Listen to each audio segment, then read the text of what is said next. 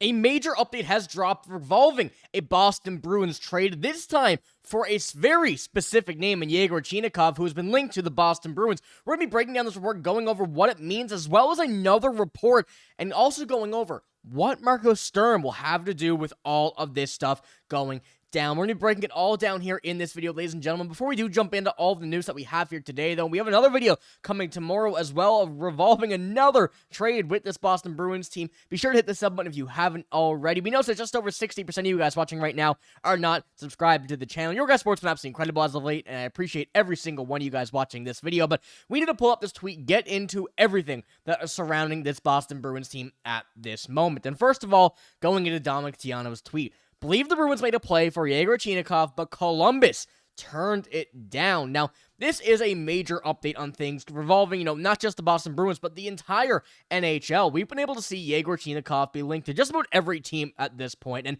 the Bruins are one in specific that makes a lot more sense than others. There's been a list of teams that are kind of on the same wavelength as the Bruins, but the Bruins were one of these teams that we could really consider as a actual candidate more so than just a hope. And from the NHL kind of side of things, this is the first time that we've seen a reported trade be offered to the Blue Jackets and now declined. But for the first one being offered, we still don't know what this deal is yet. We still don't know what this featured, but there are some things that we could assume, and we're going to kind of jump into those as we go through it. But Yegor Chinakhov, as I mentioned, for those who haven't really kept up to date with him, is a player I touched on in a previous video, and someone that I think is a real, kind of interesting player across the NHL. And we go take a look at his stats. He's never cracked that 30-point mark just yet, but for his limited games across his early NHL career, and still only being 24 years old, there's still a lot of game left in his play. He's really not at all at a point where, he got to leave the NHL or whatnot. He still has so much potential, and realistically, a lot of this is just solely due to Dean Evason, the coach of the Columbus Blue Jackets, and the kind of falling out that him and Yegor Chinakhov had. And of course, that's what Chinakhov said. That's why he wants to be traded. We do have a little kind of breakdown from the Google AI. It says Chinakhov wanted to trade from the Blue Jackets due to a falling out with head coach Dean Evason and the subsequent frustration over his reduced role, minutes, and healthy scratches after returning from injury last season. And he said, I'd rather go somewhere else. I can get a better start, and if not, I could return to the KHL. But that doesn't seem like the likely option at this point with how many teams, players, everybody has been talking about Yegor Chinakhov and acquiring him for their team. And going to take a look at his contract in the final year of a $2.1 million deal, going to be an RFA after this year, he still holds a lot of potential and a lot of value, not just from his point total, not just from his games, but everything that he brings to the table from the contract side of things, all the way down to being a capable player at really wherever you want to put him. He's drawing a lot of interest from multiple teams across the NHL. And for the Bruins side of things, I think there's one pretty solid kind of replacement we could take a guess at, and even just not even really looking at it. You see there, the depth chart. He's currently the third-line left winger on this Blue Jackets team, and going into that and taking a look at where the Bruins really need some help, it is on the wings, and whether or not that be on this third line or the second line, which we've been talking quite a bit about, and whether or not they are going to make some moves, we can assume that making this contract a $2.1 million one will be quite a bit better than someone who's making 5.7, 2 years older, and is kind of around the same kind of level right now as Yegor Chinakhov. So there's something in my mind maybe telling me that, hey, Casey Mittelstadt could have been in some sort of deal, and I guess there's going to be a little hint for what tomorrow's video is going to be on a different player, but still, same kind of idea. Is Casey Mittelstadt going to be the guy that they're trying to ship out? Could it have been Pavel Zacha? Could it have been a Jonas Korpisalo going back to the Columbus Blue Jackets? Maybe John Beecher. Those four names have been the ones that we've been speaking about kind of at a full-time pace here on the channel. So looking at how this Bruins team is going around this and kind of tiptoeing around the idea of not necessarily wanting to trade, but if they can get better, they will. We're starting to see this more and more now as teams are starting to contact the Bruins, and the Bruins are starting to contact other teams. So it's drawing a lot of interest, and I want to know what your guys' opinion is as well as Yegor Chinakhov. First of all, what do you think the trade was in return, or what the proposed trade was from this Bruins team? And second of all, would you still be interested in Yegor Chinakhov? And I feel like the kind of reaction last video was pretty positive on him as a potential player for this Boston Bruins team.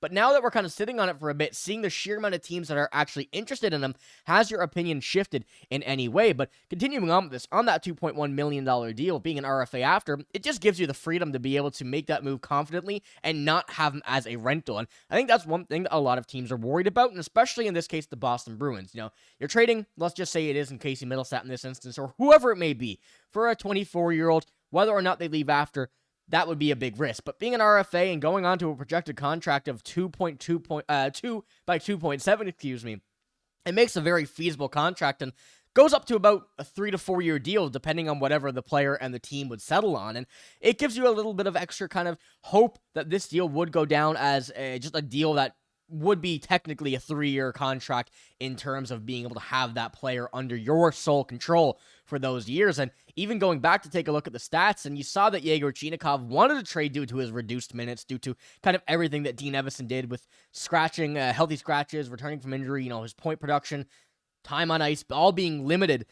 When you're taking a look at what he did last year with the Blue Jackets, and, not this most recent season, but the season before in 23-24, 29 points in 53 games. That's a very solid production for someone that would be able to fit on the second line. And as I mentioned, when you're taking a look at this and where he would fit into this lineup, how he would fit into this lineup, there is a spot right now that is going to be a big open question for Casey Middlestat, whether or not he will be going elsewhere. And I kind of want to talk about as well, you probably saw in the intro video there, Marco Sturm, what he would have to say on this, and would be very interesting to see due to him liking his European players, him, of course, being from Germany. He's been speaking about, in his interviews before, actually his first game coach with this Bruins team, that he likes to coach these younger players. He likes to coach the Europeans. He feels like he has a connection with those. And Yegor Chinakhov being that player who didn't have a connection with his coach, this could very well entice him to, hey, the Boston Bruins have a coach that I think I would like, and he likes me. And, going from that, it's obviously a great thing to take a look at and go from there. So I'm curious to see what you think about that as well before we do jump into our next topic. But, it is something that I think the Bruins are going to have to take a close eye on. Now, this whole situation also just does not stop there. We have another report coming out, this time I believe from Heavy.com, detailing another trade that would make this one make quite a bit more sense than it already does. And this time it's for a very interesting player in Matt Poitras, getting sent to the Devils with a third for Seamus Casey. Now, this trade as a whole right now is not one that I admire whatsoever. Matt Poitras still has so much potential left. He's been in the NHL a few years, still hasn't gotten to that strength that the Bruins want him to be yet, but you gotta remember how young he is and how much growth he still has in his game. Getting rid of him and a third-round pick for a player that wouldn't really have a major impact on this Bruins team doesn't make overly a lot of sense. Now, if you wanted to free up a spot for Yegor Chinakhov, that would make, make a bit more sense there, but in a trade where you're getting rid of Matt Poitras and a third to get someone who doesn't have the major impact, making that spot available with how much the Bruins have in the bottom six, really, to me at least, just doesn't kind of crack that sense of realism for me, especially when it comes down to what the Bruins offered for Yegor Chinakhov and how that would really translate into what else they would need to get rid of to make that happen. Let me know what you think about that as well in the comments below. I just want to throw that out there to kind of put this into one big whole thing before we do jump into our next video tomorrow, so be sure to check that out. But let me know what you think in the comments below, but we have a lot of Bruins news coming and you won't want to miss it. I'll have it all right here for you guys.